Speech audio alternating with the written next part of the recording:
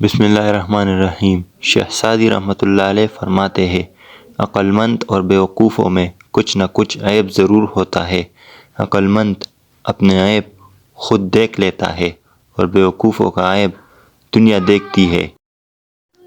تعریف کرنا اور کروانا بھی ایک قسم کا شرک کی مانند ہے، کیونکہ سب تعریفوں کا مالک اللہ ہے اور سب تعریفیں اس کے لیے ہے۔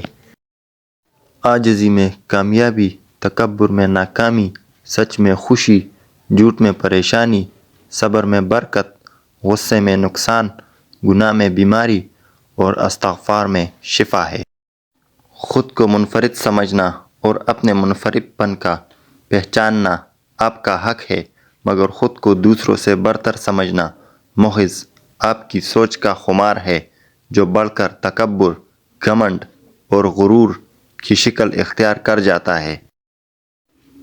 کسی کو اتنا پیار دو کہ گنجائش نہ چھوڑو، اگر وہ پھر بھی تمہارا نہ بن سکے تو اسے چھوڑ دو، کیونکہ وہ محبت کا طلبگار ہی نہیں بلکہ وہ ضرورت کا پجاری ہے۔